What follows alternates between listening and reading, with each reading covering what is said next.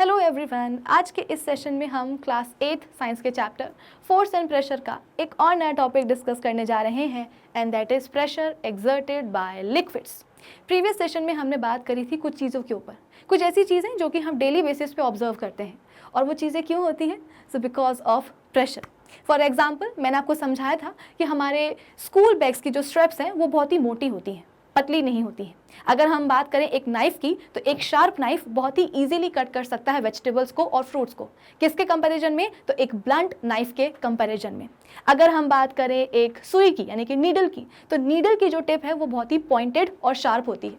मैंने आपको ये भी समझाया है कि क्यों हमारे हैवी व्हीकल्स के जो टायर्स हैं वो बहुत ही ब्रॉड होते हैं, बहुत ही चौड़े होते हैं। ये पूरी कहानी थी अपने प्रीवियस सेशन की और आज के सेशन में हम बात करने वाले हैं प्रेशर के ऊपर। एक ऐसा प्रेशर जो कि कौन एक्सर्ट करता है? तो हमारे लिक्विड्स। सो आई होप आज के सेशन में हम करने क्या वाले हैं, इस सेशन का टारगेट क्या है, वो सभी बच्चों को समझ में आ गया होगा। तो एक काम करते हैं ना, जल्दी से आज के सेशन को हम स्टार्ट कर लेते हैं। So this is Vibhuti Khare, welcome to magnet brains, जहाँ पे आपको सभी चैप्टर्स के वीडियो लेक्चर्स मिलते हैं बिल्कुल फ्री ऑफ कॉस्ट।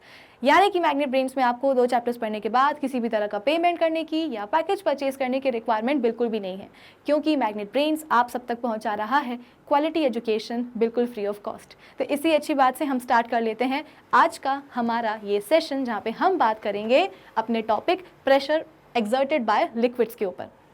तो सबसे पहले यहाँ पे क्या बोला जा रहा है कि the substances such as water, oil, alcohol, petrol and mercury etcetera are liquids. अब भाई हमारे आसपास तो कई तरह के लिक्विड्स होते हैं ना, जैसे कि पानी हो गया, तेल हो गया, अल्कोहल हो गया, पेट्रोल हो गया, मरकरी हो गया। ये सब क्या है? ये सब लिक्विड्स ही तो हैं। All the liquids exert pressure on the base or bottom and walls of their containers। यानी कि सभी लिक्विड्स क्या करते हैं? अपने कंटेनर्स की जो वॉल्स हैं, जो दीवारें हैं, प्लस कंटेनर का जो बॉटम है, जो बेस है, उसके ऊपर प्रेशर एक्सर्ट करते हैं। भाई सीधी सी बात है, आप ये चीज़ जूनियर क्लासेस में पढ़ के आए होंगे सॉलिड्स, लिक्विड्स और गैसेस के बारे में, कि हमारे जो सॉलिड्स हैं उनके पास क्या होता है, उनका एक डेफिनेट शेप होता है, एक उनके पास एक फिक्स्ड शेप होता है ना। अगर हम बात करेंगे हमारे लिक्विड्स और गैसेस की, तो लिक्विड्स और गैसेस के पास उनका खुद का कोई भी डेफिनेट शेप नहीं होता है। गैसेस के ऊपर हम अपने नेक्स्ट सेशन में बात करेंगे, आप भी आज के इस सेशन में हम बात करने वाले हैं लिक्विड्स के ऊपर, ठीक है। तो जैसे कि मैंने आपको बताया कि सॉलिड्स के पास क्या होता है, उनका एक डेफिनेट शेप होता है, लेकिन अगर हम बात करेंगे लिक्विड्स की, तो लिक्विड्स के पास एज सच उनका कोई भी डेफिनेट शेप नहीं होता है।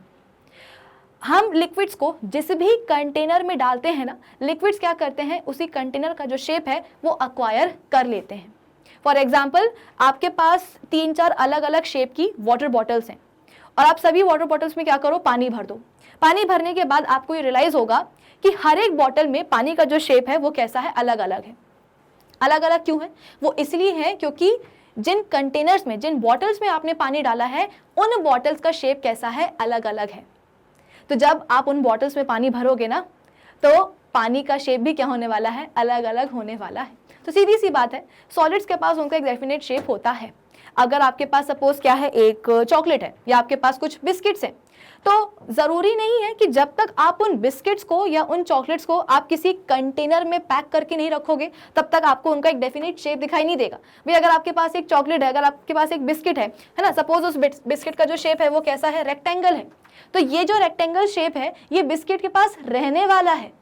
ऐसा नहीं है कि जब तक आप इसको किसी बॉटल में या कंटेनर में पैक करके नहीं रखोगे तब तक आपको इसका शेप दिखाई नहीं देगा। अरे बिल्कुल दिखाई देगा। जैसे आप उसको रैपर से खोलोगे ना, निकालोगे बाहर, तो आपको बिस्किट का जो शेप है वो रेक्टेंगल दिखाई देगा। सीधी सी बात है। लेकिन जब हम बात करते हैं अपने लिक्विड्स की, तो लिक्विड्स के पास एज सच कोई भी प्रॉपर्टी नहीं होती है, ठीक है। आई बात समझ में? अगर आपके पास घर में नल है, मतलब नल तो हो गया आपके पास, नल को जब आप खोलोगे तो उससे पानी निकलेगा। उस पानी का अगर मैं आपसे शेप पूछूं कि आपके जो घर में नल से पानी बह रहा है, उस पानी का शेप बताओ, तो आप बोलोगे कि नहीं मैम, हमें नहीं पता इसका शेप क्या है। लेकिन अगर आपने इसी बहते हुए पानी को एक ग्लास में स्टोर कर लिया है या ग्लास में जो है ना भर लिया है, फिर अगर मैं आपसे पूछूं कि अब जरा मुझे बताओ कि अब आपके इस पानी का शेप क्या है, तो आप हमें बता दोगे कि हाँ मैम, हमारा जो ग्लास था ना वो कैसा था, सिलेंड्रिकल था, और इसी ग्लास में हमने क्या किया है, पानी को स्टोर कर लिया है, पानी को फिल कर लिया है, तो इसीलिए हमारे पानी का शेप भी क्या हो गया है, सिलेंड्रिकल हो गया है। तो सीधी सी बात है, हमारे जो सॉलिड्स हैं उनके पास उनका कोई भी डेफिनेट शेप नहीं, सॉलिड जो है उनके पास उनका एक डेफिनेट शेप होता है। लेकिन अगर हम बात करेंगे लिक्विड्स की तो ऐसा उनके पास कोई भी उनका एक डेफिनेट शेप नहीं होता है। जिस भी कंटेनर में या बॉटल में उनको आप रखोगे वो उसका शेप एक्वायर कर लेंगे। अब यहाँ पे क्या बोला गया है कि all the liquids exert pressure on the base और bottom and walls of their containers, यानी कि जिस भी कंटेनर में आपने अपने लिक्विड को भर के रखा है वो लिक्विड क्या करने वाला है, उसी कंटेनर की दीवारों पर यानी कि वॉल्स पर, साथ ही साथ उसका जो बेस होगा, जो बॉटम होगा, उसके ऊपर प्रेशर एक्सर्ट करने वाला है। फॉर एग्जाम्पल अभी अभी हमने क्या किया है, हमने पानी को एक सिलेंड्रिकल ग्लास में भर के रखा है, ठीक है। तो ये पानी, जैसे कि यहाँ पे हम पानी चलो बना ही देते हैं, इस ग्लास में आपने क्या भरा हुआ है, पानी भरा हुआ है। तो अब ये पता है पानी क्या करने वाला है, ये पानी इस ग्लास की वॉल्स पर और इस ग्लास का जो बॉटम है उसके ऊपर एक प्रेशर एक्सर्ट करने वाला है। कौन करेगा, ये पानी ही करेगा। ये बात सिर्फ पानी की नहीं है, ये प्रॉपर्टी सिर्फ पानी की नहीं है, ये प्रॉपर्टी है सभी लिक्विड्स की। जैसे कि मैंने आपको बताया कि हमारे घर में हमारे आसपास कई तरह के लिक्विड्स होते हैं, है ना। हमारे पास पानी भी है, तेल भी है, अल्कोहल भी है, पेट्रोल भी है। तो जितने भी लिक्विड्स होते हैं सभी की यही प्रॉपर्टी होती है कि जितने भी लिक्विड्स को, सभी लिक्विड्स को जब आप उनके रिस्पेक्टिव कंटेनर्स में उनको आप फिल करोगे तो वो लिक्विड्स क्या करने वाले हैं, अपने कंटेनर की दीवारों पर और बॉटम के ऊपर एक प्रेशर एक्सर्ट करने वाले हैं। Though pressure is exerted by all the liquids, but since water is the most common liquid around us, therefore we will be using water as the liquid in our activities on pressure exerted by liquids। तो जैसे कि यहाँ पे आपसे बोला गया है कि हमारे आसपास तो कई तरह के लिक्विड्स होते हैं, लेकिन अगर हम बात करें पानी की तो पानी क्या है, एक मोस्ट कॉमन लिक्विड है जो कि हमारे आसपास आसानी से हमें मिल जाएगा, ठीक है। तो यहाँ पे बोला गया है कि इसीलिए हम पानी को क्या करने वाले हैं, ये जो हमारा टॉपिक है ना, प्रेशर एक्सर्टेड बाय लिक्विड्स, इस टॉपिक के ऊपर हम जो भी एक्टिविटीज़ परफॉर्म करेंगे वो एक्टिविटीज़ हम किसके साथ करेंगे, तो पानी के साथ ही करने वाले हैं। क्यों, क्योंकि पानी क्या है, एक मोस्ट कॉमन लिक्विड है हमारे आसपास जो कि आपको आसानी से मिल जाता है, अवेलेबल होता है। चलिए नेक्स्ट पॉइंट क्या है कि all the liquids have weight, सभी लिक्विड्स के पास क्या होता है, एक वजन होता है। अब इस पॉइंट को समझने के लिए आप अपने घर पर अपने ही लेवल पर एक बहुत ही बेसिक एक्टिविटी जो है ना परफॉर्म कर सकते हो। कैसे, सपोज आपके पास क्या है, एक आपके घर में एक बकेट है, एक बाल्टी है। अब मैं आपसे बोलूँगी कि सबसे पहले तो ये जो आपको बकेट लेनी है वो कैसी होनी चाहिए, खाली होनी चाहिए, एम्प्टी बकेट आपको लेनी है। अब मैंने आपसे बोला कि ये एम्प्टी बकेट अपने हाथ में उठाओ और उठा करके अपने पूरे एक घर का जो है ना एक राउंड आप कवर करके आ जाओ। तो आप बोलोगे कि मैम ये तो बहुत ही आसान सा काम है। हम क्या करेंगे, उठाएंगे बकेट, एम्प्टी बकेट, और उसको उठा करके पूरे एक घर का जो है ना चक्कर मार के आ जाएंगे। अब सपोज आपके उस बकेट की जो कैपेसिटी है पानी को स्टोर करने की, वो सपोज कितनी है, हम बोलते हैं कि 10 लीटर है। काफ़ी अच्छी बड़ी सी बाल्टी है आपके पास और उस बकेट की जो कैपेसिटी है पानी को स्टोर करने की वो कितनी है, 10 लीटर है, यानी कि उस बकेट में 10 लीटर पानी आ सकता है। अब शुरुआत में आपके पास एम्प्टी बकेट थी, अब मैंने उसमें क्या किया, 10 नहीं, मैंने उसमें 5 लीटर पानी डाला है। कितने लीटर पानी डाल दिया है, 5 लीटर पानी उसमें मैंने डाल दिया है। अब मैंने आपसे बोला कि अब ये जो मैंने पानी डाला हुआ है ना, अब इस पानी भरी बकेट को आप उठाओ अपने हाथों से और फिर जो है ना फिर से अपने एक पूरे घर का जो है ना एक राउंड काट करके आ जाओ। तो आप बोलोगे कि मैम ये थोड़ा सा डिफिकल्ट हो जाएगा। क्यों, क्योंकि शुरुआत में तो हमारी बकेट बिल्कुल खाली थी, एम्प्टी बकेट थी, लेकिन अब उसमें पानी आ गया, वो भी कितना आ गया है, तो 5 लीटर पानी आ गया। लेकिन भाई एक्टिविटी तो हमें परफॉर्म करनी है ना, तो फिर आप क्या करोगे, आप मेहनत करोगे, कोशिश करोगे और 5 लीटर जो पानी जो भरा हुआ है बाल्टी में उसको उठा करके आप पूरे अपने घर का जो एक राउंड जो है वो काट कर आ जाओगे। इतना आपने कर लिया। अब मैंने आपसे बोला कि सुनो, आपके बकेट की कैपेसिटी कितनी थी, 10 लीटर्स थी ना, अभी तो हमने केवल 5 लीटर ही उसमें पानी डाला था। अब एक काम करो, अपनी बकेट को पूरा भर दो, यानी कि अब आपकी बकेट में पानी कितना होना चाहिए, 10 लीटर होना चाहिए। अब इस 10 लीटर पानी भरी हुई बकेट को आपने उठाना है और उठा करके फिर से जो है आपको अपने घर का एक राउंड काट कर आना है। अब आप बोलोगे कि मैम ये तो हमसे नहीं होने वाला। क्यों नहीं होने वाला, तो आप बोलोगे कि मैम इसमें तो बहुत मेहनत लगेगी। मेरा आपसे नेक्स्ट क्वेश्चन ये होगा कि इसमें मेहनत क्यों लगने वाली है। भाई आपके पास जब इनिशियली एम्प्टी बकेट थी तब तो आपने ये एक्टिविटी बहुत ही आसानी से परफॉर्म करी थी। अब जब उसमें पानी आ गया है तो फिर आप ये एक्टिविटी परफॉर्म क्यों नहीं कर पा रहे हो। फिर आपको ये रियलाइज़ होगा कि हाँ भाई, इनिशियली हमारे पास बकेट एम्प्टी थी लेकिन अब उसमें पानी आ गया, इसका मतलब क्या, अब उसमें वजन आ चुका है। तो ये कहानी सिर्फ पानी की नहीं है, अगेन मैं आपसे बोल रही हूँ, ये कहानी केवल पानी की नहीं है, ये कहानी है सभी लिक्विड्स की। तो एग्जैक्टली यहाँ पे ये बोला गया है कि सभी लिक्विड्स का क्या होता है, वजन होता है।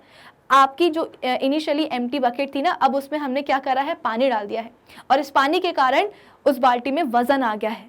तो अब आपकी जो बकेट है वो बहुत ही भारी हो गई है, और ऐसी हैवी बकेट को उठा करके घर का पूरा एक चक्कर लगाना थोड़ा सा डिफिकल्ट हो जाएगा आपके लिए। तो आई होप इस छोटी सी बेसिक सी एक्टिविटी से, एग्जाम्पल से आपको ये चीज़ समझ में आई होगी कि सभी लिक्विड्स के पास क्या होता है, उनका एक खुद का वजन होता है। चलिए, so when we pour a liquid into a vessel, then the weight of the liquid pushes down on the base of vessel or bottom of the vessel, producing a pressure। एक बात बताओ मुझे, प्रीवियस सेशंस में हमने अर्थ के gravitational force के ऊपर discussion किया है ना। अगर मैं आपसे बोलूं कि अभी मैं खड़ी हुई हूँ, कहाँ खड़ी हूँ, ग्राउंड पे खड़ी हूँ, फ्लोर पे खड़ी हूँ, तो मैं क्यों खड़ी हूँ, क्योंकि हमारी जो प्लैनेट अर्थ है वो क्या कर रही है, इस समय मुझ पे एक अट्रैक्टिव ग्रेविटेशनल फोर्स लगा रही है, और इसी फोर्स के कारण, जिसको हम क्या बोलते हैं, ग्रेविटी बोलते हैं। तो अर्थ अभी इस समय मुझ पे क्या कर रही है, ग्रेविटी लगा रही है, और इसी ग्रेविटी के कारण मैं अभी फ्लोर पे खड़ी हुई हूँ। अदरवाइज क्या होता, मैं हवा में तैर रही होती। सिमिलरली मैंने आपको ये भी समझाया था कि मेरे हाथ में क्या है, ये एक पेन है। फिलहाल के लिए ये पेन अभी आप बोल सकते हो कि अर्थ के कांटेक्ट में नहीं आया है, फ्लोर के कांटेक्ट में नहीं आया है, लेकिन जैसे ही मैं इसे छोड़ूंगी, अपने हाथ से रिलीज करूंगी, तुरंत से ये पेन क्या करने वाला है, जाके फ्लोर पर गिरने वाला है। क्यों गिरने वाला है, क्योंकि इस समय अभी भी इसके ऊपर अर्थ क्या कर रही है, एक अट्रैक्टिव ग्रेविटेशनल फोर्स लगा रही है, ग्रेविटी लगा रही है, और इसी ग्रेविटी के कारण आप बोल सकते हो कि जैसे ही इस पेन को मैं रिलीज करूंगी अपने हाथ से, ये पेन कहाँ चला जाएगा, नीचे चला जाएगा। तो ये बात तो आप सभी को समझ में आ गई होगी कि चाहे मैं हूं या चाहे वो एक पेन ही क्यों ना हो, यानी कि अगर एक लिविंग ऑर्गेनिज्म हो या फिर वो क्या हो, एक नॉन लिविंग थिंग हो, हमारी अर्थ क्या करती है, सभी चीज़ों के ऊपर एक अट्रैक्टिव ग्रेविटेशनल फोर्स लगाती है, जिसको हम क्या बोलते हैं, ग्रेविटी बोलते हैं। और इसी ग्रेविटी के कारण आपको सभी चीज़ें कहाँ मिलती हैं, सरफेस पे मिलती हैं, ग्राउंड पे मिलती हैं, फ्लोर पे मिलती हैं। अगर इस समय आप अपनी स्टडी टेबल पे बैठ करके पढ़ाई कर रहे हो, तो आपकी जो टेबल है, जो चेयर है, वो फ्लोर से क्यों जुड़ी हुई है, क्योंकि अर्थ उसको नीचे की तरफ खींच रही है। अगर आप अभी बैठे हुए हो, आपके पैर जमीन के कांटेक्ट में है, तो क्यों है, क्योंकि आपके ऊपर भी अर्थ की जो ग्रेविटी है वो लग रही है, अट्रैक्टिव फोर्स लग रहा है।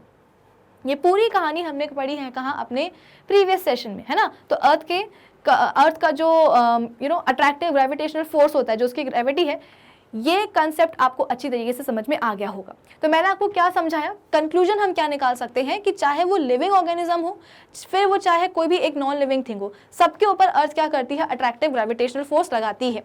अब अगर मैं आपसे पूछूं कि व्हाट अबाउट लिक्विड्स, या लिक्विड्स में भी हम बात कर रहे हैं अभी किसकी, पानी की, तो क्या पानी के ऊपर भी अर्थ एक अट्रैक्टिव फोर्स लगाने वाली है? तो आप बोलोगे कि मैम ये पॉसिबल है। क्यों पॉसिबल है? क्योंकि आपने अभी अभी समझाया है कि चाहे वो एक लिविंग ऑर्गेनिज्म हो, फिर वो चाहे क्या हो, एक नॉन लिविंग थिंग हो, अर्थ किसी में भेदभाव नहीं करती है, वो सभी चीज़ों के ऊपर अट्रैक्टिव फोर्स लगाती है। और इसी अट्रैक्टिव फोर्स के कारण ही अगर सपोज मेरे हाथ में क्या है, एक ग्लास है, उसमें पानी भरा हुआ है, अगर मैं इस ग्लास का पानी फेंक दूं, ग्लास को मैं सपोज उल्टा कर दूं, तो उसका जो पानी है वो अल्टीमेटली पानी कहाँ जाने वाला है, वो ज़मीन पर ही जाने वाला है। ऐसा नहीं होगा कि जो पानी है, जैसे ही मैं उसको जो ना हवा में करूँगी, या ग्लास को जब मैं उल्टा करूँगी तो उसका जो पानी है वो हवा में आ जाएगा और हवा में ही तैरता रहेगा। ऐसा नहीं होगा। ग्लास को मैं जैसे ही इन्वर्टेड करूँगी, उल्टा करूँगी, पानी बाहर आएगा उसके, और बाहर आकर के सीधे ज़मीन पर जाएगा, हवा में तैरता नहीं रहेगा। इसका मतलब क्या कि अर्थ पानी के ऊपर भी क्या कर रही है, एक अट्रैक्टिव ग्रेविटेशनल फोर्स लगा रही है, अपनी ग्रेविटी लगा रही है। और इसी ग्रेविटी के कारण जैसे ही आप पानी को आप बोल सकते हो कि अपने ग्लास से जो है ना, बेसिकली जब आप अपना ग्लास उल्टा करोगे, पानी जो है ना नीचे आएगा और नीचे जाके कहाँ गिरेगा, ज़मीन पर ही गिरेगा। सिमिलरली अगर जैसे हमने यहाँ पे बात करी है कि हमारे पास क्या है, एक कंटेनर है, और इस कंटेनर में हमने क्या करा है, पानी या कोई भी लिक्विड सपोज डाल दिया है, तो ऐसा नहीं होगा कि ये जो लिक्विड है ना, जैसे कि यहाँ पे मैं फिर से अगर बनाऊं कि आपके पास क्या है, कंटेनर है और इसमें आपने लिक्विड डाला है, तो ऐसा नहीं होगा कि जो भी आप लिक्विड डालोगे ना वो सिर्फ कंटेनर के बीच वाले पोर्शन में रहेगा।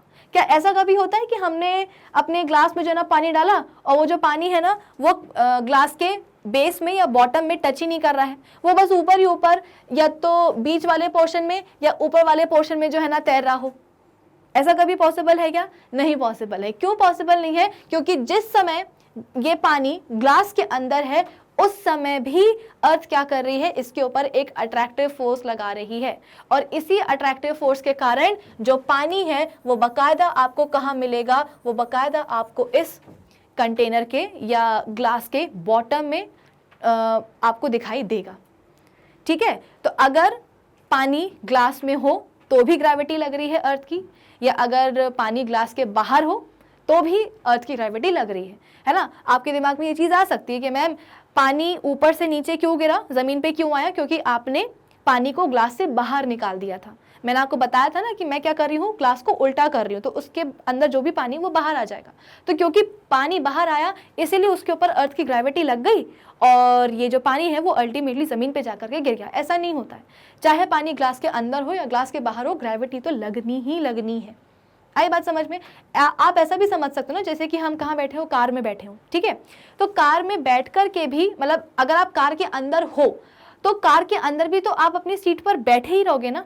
ऐसा तो नहीं होता है कि जब आप कार के बाहर रहते हो सिर्फ तभी जो है ना आपके ऊपर ग्रेविटी लगती है अर्थ की, और इसीलिए आप अर्थ के या ज़मीन के, ग्राउंड के कांटेक्ट में होते हो, और जैसे ही जो है ना आप कार के अंदर गए आपके ऊपर ग्रेविटी लगना बंद हो गई और आप क्या कर रहे हो, कार के अंदर ही तैर रहे हो। जैसे हमारे जो एस्ट्रोनॉट्स होते हैं ना, वो अपनी स्पेसशिप में जब वो अर्थ एटमॉस्फेयर के ऊपर चले जाते हैं, स्पेस में चले जाते हैं, तो जैसे वो तैरते रहते हैं ना अपनी स्पेसशिप में, वैसे ही हम भी कार के अंदर जा कर के तैर रहे हैं।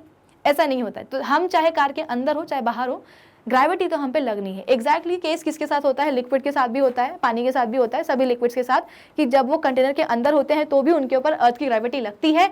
इसी के कारण जब हम किसी लिक्विड को कंटेनर में डालते हैं तो वो लिक्विड बाकायदा उस कंटेनर के या बॉटल के बॉटम में आपको आता हुआ दिखाई देगा। ठीक है, so then the weight of the liquid pushes down on the base of the vessel। अब अभी मैंने आपको समझाया था कि भाई हमारे सभी लिक्विड्स के पास क्या होता है, उनका एक वजन होता है। तो अगर हम इस वजन वाले लिक्विड को किसी कंटेनर में डालेंगे, किसी बॉटल में डालेंगे, तो इस लिक्विड का जो वजन है वो कहाँ जाने वाला है? अल्टीमेटली उसी कंटेनर या बॉटल के बॉटम या बेस में जाने वाला है, जिसके कारण आप बोल सकते हो कि बेस में क्या होगा, एक प्रेशर प्रोड्यूस होने वाला है। We say that the liquid exerts pressure on the base of the vessel in which it is kept। हमारे लिक्विड्स क्या करते हैं, जिस भी कंटेनर में आपने उनको रखा है उसके बॉटम में, उसके बेस पे वो क्या करते हैं, एक प्रेशर एक्सर्ट करते हैं। Figure shows a vessel containing a liquid in it. अच्छा, इसको समझने के लिए अब हम क्या करते हैं, एक बहुत ही सिंपल सी एक्टिविटी परफॉर्म करते हैं। आपके पास क्या है, एक कंटेनर है, उस कंटेनर में आपने कुछ इस तरीके से पानी भर करके रखा है। ठीक है, अब आपने करना क्या है, देखो यहाँ पे क्या बोला गया है, the weight of this liquid pushes. एक काम करते हैं, पहले मैं आपको एक्टिविटी समझा देती हूँ, फिर आगे की बात हम करेंगे। अब आपके पास ये जो कंटेनर है ना, इसमें आपने क्या करा है, 3 होल्स कर दिए हैं। पहला होल ये रहा, दूसरा ये है, और तीसरा आपके पास ये है। क्या आपको चीज समझ में आई कि आपके पास एक कंटेनर है, उसमें आपने पानी भर के रखा है, और इस कंटेनर की दीवार पे है ना, कंटेनर की दीवार पे आपने क्या करना है, 3 छेद कर देने हैं और अलग अलग हाइट पे करना है। पहला वाला जो होल करोगे वो काफी ऊपर होगा, दूसरा वाला आप बोल सकते हो कि बीच में होगा, और तीसरा वाला आप बोल सकते हो कि सबसे नीचे होगा, बॉटम के पास होगा। अब जैसे ही आप इनमें जो है ना होल्स करोगे कंटेनर की दीवार के ऊपर, आपको पानी की धार जो है बहती हुई नजर आएगी। इनिशियली जो पूरा का पूरा पानी था वो आपके बॉटल के अंदर था, लेकिन जैसे ही आपने क्या करा है, इस बॉटल में, कंटेनर में 3 छेद करे हैं, अब जो पानी है इन तीनों ही होल से बाहर निकलने वाला है, यानी कि आपको इन तीनों ही होल से पानी की धार बाहर आते हुए नजर आएगी। इसको हम क्या बोलते हैं, जेट बोलते हैं, है ना। पानी की क्या ये धार है, इसको आप क्या बोलते हो, जेट बोलते हो। अगर हम बात करें, देखो लेकिन तीनों ही जेट्स में 3 गड्ढे हैं, 3 होल्स हैं, तो तीनों ही होल से क्या आने वाली है, पानी की 3 धार आने वाली है, यानी कि 3 जेट्स आने वाली हैं। लेकिन इन तीनों ही जेट्स में क्या है, फर्क है। फर्क क्या है, अगर हम बात करें किसकी, सबसे ऊपर वाले जेट की, यानी कि वो जो होल है, सबसे ऊपर वाला जो होल है, उसमें से पानी की जो धार निकल रही है वो कैसी है, बहुत ही वीक है। अगर मैं बात करूं किसकी, जो आप बोल सकते हो कि बीच में जो होल है, उस होल से जो पानी की धार बाहर निकल करके आ रही है वो कैसी है, वो थोड़ी ठीक है, यानी कि पहले वाले के कंपैरिजन में ये वाली जो धार है, ये वाली जो जेट है वो कैसी है, ठीक ठाक है। और अगर मैं बात करूं किसकी, सबसे तीसरे वाले जेट की, यानी कि जो सबसे नीचे जो होल है उससे जो पानी की धार निकल करके आ रही है वो कैसी है, बहुत ही स्ट्रॉन्ग है। इस डायग्राम को ना मैं थोड़ा सा और करेक्ट कर देती हूँ ताकि आपको समझने में थोड़ी आसानी हो कि पहले वाले होल से जो पानी की धार आ रही है वो कैसी है, वीक है। ठीक है, तो पहले वाले होल से जो पानी की धार है वो कुछ इस तरीके से आपको बहती हुई नजर आएगी।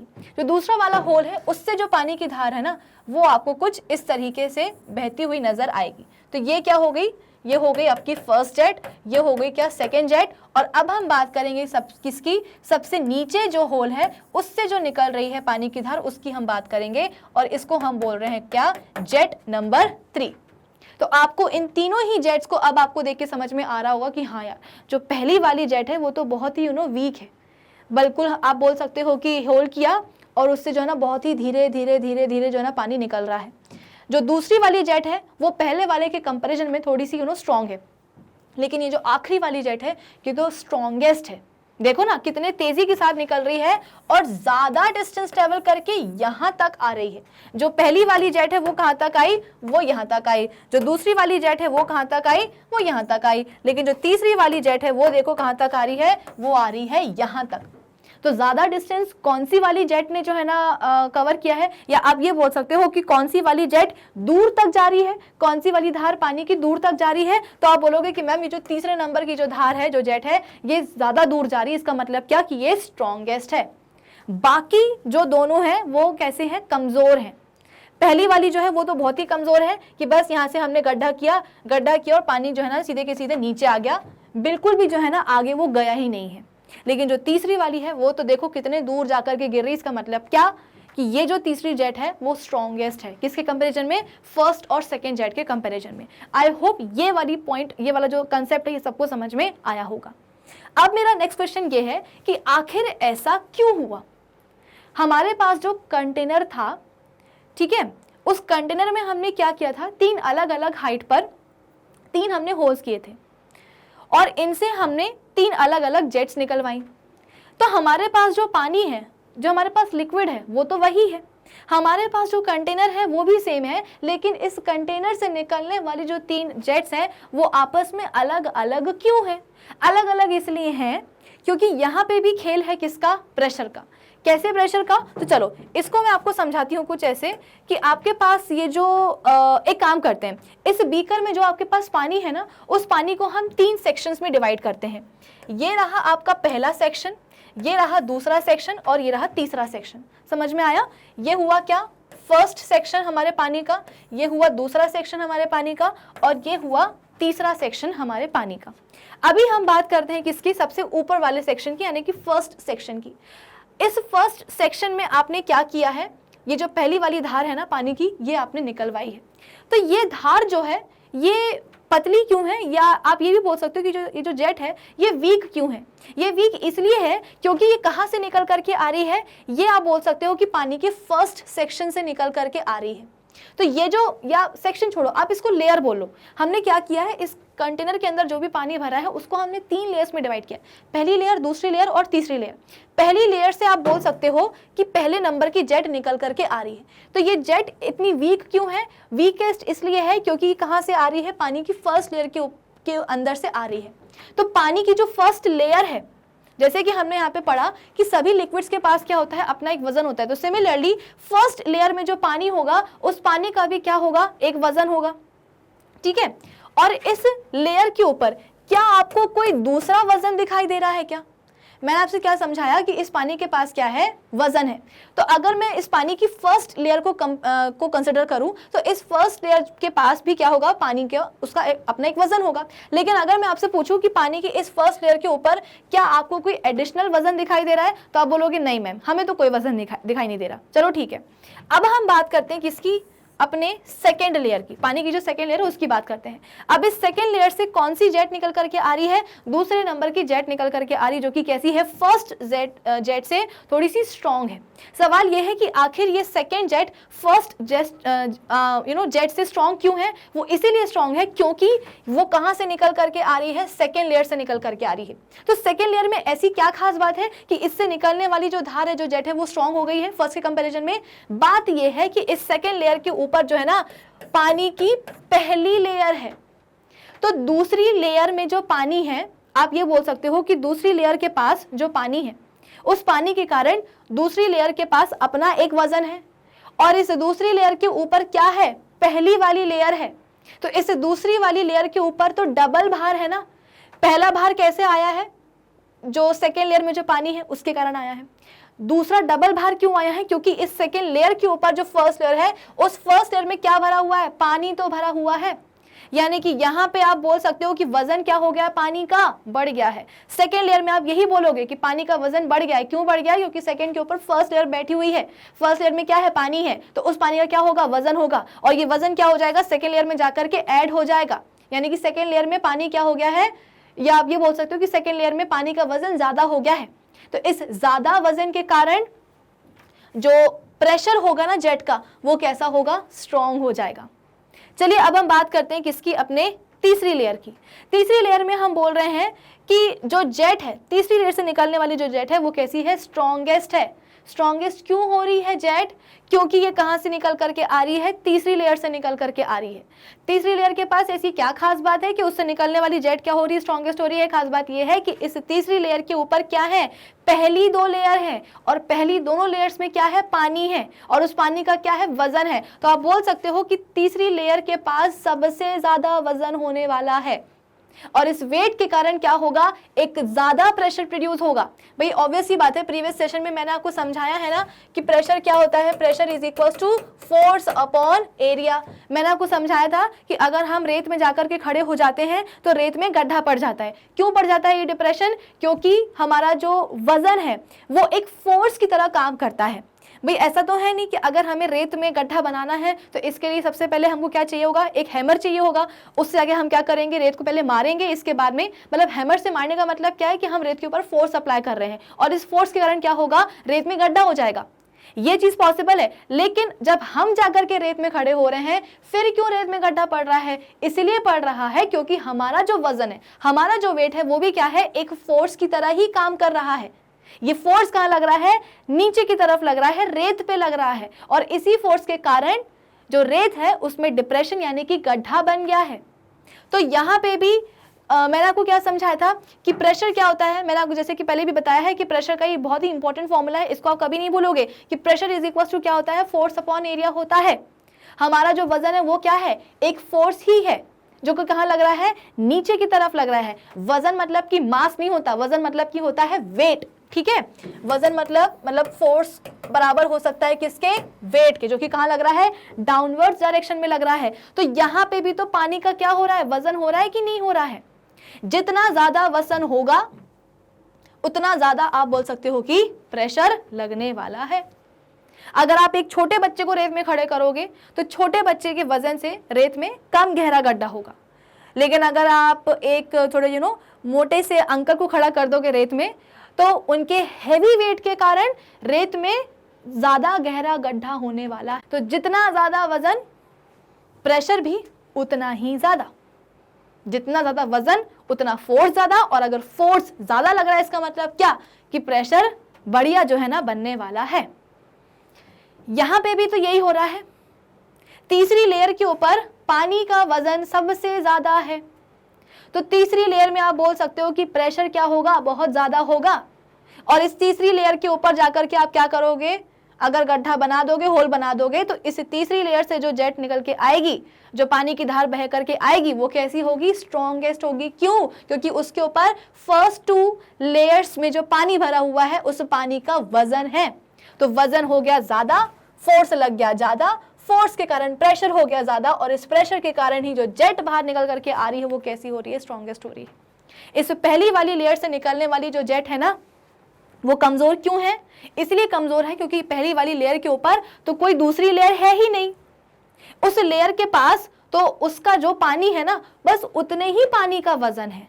लेकिन जरा इसके बारे में सोचो, इस लेयर के पास जो पानी है उस पानी का तो वजन होगा इस लेयर के पास, साथ ही साथ ऊपर जो दो लेयर्स में जो पानी भरा हुआ है उसका वजन भी क्या हो जाएगा, एड ऑन हो जाएगा। तो जितना ज्यादा वजन उतना ज्यादा फोर्स, फोर्स ज्यादा मतलब कि प्रेशर ज्यादा, क्योंकि फोर्स और प्रेशर के बीच में रिलेशन क्या होता है, आप बोल सकते हो कि डायरेक्ट प्रोपोर्शनलिटी का एक रिलेशन होता है कि अगर आपने फोर्स ज़्यादा लगा दिया तो प्रेशर क्या हो जाएगा, ज़्यादा हो जाएगा। अगर आप फोर्स ही कम लगा रहे हो तो प्रेशर भी क्या लगेगा, कम ही लगेगा। एरिया और प्रेशर के बीच में इनवर्स रिलेशन चलता है। इसीलिए मैंने बोला था प्रीवियस सेशन में कि ये वाला जो फॉर्मूला है ना प्रेशर का, फोर्स अपॉन एरिया, ये आप कभी नहीं भूलोगे, ठीक है। इससे आप न्यूमेरिकल्स भी सॉल्व कर सकते हो, प्लस प्रेशर, फोर्स और एरिया के बीच में क्या रिलेशन चलता है वो भी आपको हमेशा याद रहेगा। चलिए, तो आई होप ये वाली एक्टिविटीज आपको समझ में आई होगी। तो सवाल हमारा था क्या, okay, figure shows a vessel containing a liquid in it. तो यहाँ पे आपके पास दिखाई दे रहा होगा कि इस फिगर में क्या है, वेसल है जिसमें कि लिक्विड भरा हुआ है। लिक्विड भी हमने कौन सा लिया है, पानी लिया है। The weight of this liquid pushes on the base of the vessel and exerts a pressure on the base of the vessel or bottom of the vessel. अब क्या होगा, लिक्विड का ये जो वेट है ये क्या करेगा, वेसल का जो बेस है उसको पुश करेगा। और पुश मतलब क्या भाई, प्रीवियस सेशन में हम पढ़ के आए कि फोर्स क्या होता है, इट इज अ पुल और अ पुश, जो कि एक ऑब्जेक्ट के ऊपर लगता है ना। तो ये जो लिक्विड का वजन है ये क्या करेगा, कंटेनर या वेसल के बॉटम में आप बोल सकते हो कि उसको पुश करेगा। इस पुशिंग से होने क्या वाला है, इस पुशिंग से आप बोल सकते हो कि एक प्रेशर जनरेट होगा। कहाँ जनरेट होगा सीधी सी बात है, जहाँ पे फोर्स लग रहा है वहीं पे प्रेशर जनरेट होगा। फोर्स कहाँ लग रहा है, वेसल के बॉटम में लग रहा है, तो प्रेशर भी कहाँ लगेगा, वेसल के बॉटम में ही लगेगा। The pressure exerted by a liquid is given by the formula. अब ये जो लिक्विड प्रेशर लगा रहा है इसके लिए आप कौन सा फॉर्मूला दोगे, तो जो आप प्रीवियस सेशन से पढ़ते आ रहे हो ना वही वाला फॉर्मूला लगेगा कि pressure is equals to force upon area. In this case the force is the weight of the liquid and area is the area of the base of the vessel in which the liquid is placed. क्या बोला जा रहा है कि इस case में, इस formula में फोर्स क्या है, is the weight of the liquid. जैसे कि मैंने आपको बताया था कि अगर हमारे खड़े रहने पर रेत में गड्ढा पड़ रहा है तो क्यों पड़ रहा है, वो इसलिए पड़ रहा है क्योंकि हमारा वजन क्या कर रहा है, एक फोर्स का काम कर रहा है। तो फोर्स ज्यादा मतलब वजन ज्यादा तो फोर्स ज्यादा, फोर्स ज्यादा मतलब क्या कि प्रेशर यहाँ पे ज्यादा है। तो सिमिलरली यहाँ पे बोला गया है कि जब आप किसी लिक्विड को वेसल में भरोगे ना तो उस लिक्विड का जो वजन होगा वो वजन क्या होगा, फोर्स हो जाएगा। और एरिया क्या है, area is the area of the base, vessel का जो बेस है उसका एरिया जिसपे कि लिक्विड रखा गया है, ठीक है। चलो नेक्स्ट पॉइंट क्या है, तो आई होप ये वाली चीजें आपको समझ में आई होंगी। तो इस छोटी सी एक्टिविटी से आपको इसी समझ में आई होगी कि किस तरीके से लिक्विड क्या करता है, अपने वेसल के बेस के ऊपर एक प्रेशर एक्सर्ट करता है। जो सबसे हमने जो तीसरी वाली लेयर ली थी पानी की, वो तीसरी वाली लेयर कहाँ थी, वो लेयर आप बोल सकते हो कि बॉटम में ही तो थी, है ना, हमारे वेसल के बॉटम में ही तो थी तीसरी वाली लेयर। तो इस तीसरी वाली लेयर के ऊपर आपने देखा कि वजन कितना ज़्यादा पड़ रहा था। वजन क्यों पड़ रहा था, क्योंकि ऊपर जो दो लेयर्स थी पानी की, उन पानी का क्या था, मतलब उन दोनों ही लेयर्स में जो पानी था उसका वजन था। और इस वजन के कारण फोर्स ज़्यादा लग गया कहाँ, बॉटम में, क्योंकि वेट अल्टीमेटली कहाँ लगेगा, वेसल के बॉटम में ही लगेगा। इस फोर्स के कारण आप बोल सकते हो कि प्रेशर लग गया कहाँ, वेसल के बॉटम में। और जब वेसल के बॉटम में हमने क्या किया, एक गड्ढा बना दिया, तो उससे निकलने वाली जो जेट थी वो कैसी बन गई, स्ट्रॉन्गेस्ट बन गई। तो ये स्ट्रॉन्गेस्ट जेट यही इंडिकेट करती है कि वेसल के बॉटम में पानी का प्रेशर बहुत ज़्यादा होता है, ठीक है। कंक्लूजन क्या निकलता है इस पूरी कहानी का, इस पूरे एक्टिविटी का, कि वेसल के बॉटम में पानी का प्रेशर इज़ टू मच, जिसके कारण जो जेट निकली है वो कैसी है, स्ट्रॉन्गेस्ट। टू मच क्यों हो रहा है प्रेशर, क्योंकि ऊपर जो पानी है उसका वजन है। वजन कहाँ लग रहा है, वेसल के बॉटम में ही लग रहा है। और इस वजन के कारण मतलब क्या हो रहा है, फोर्स लग रहा है। फोर्स कहाँ लग रहा है, वेसल के बॉटम में। और इस फोर्स के कारण ही प्रेशर लग गया। प्रेशर क्या हो गया, ज़्यादा हो गया, इसलिए जो जेट निकल करके आई है वो कैसी है, स्ट्रॉन्गेस्ट।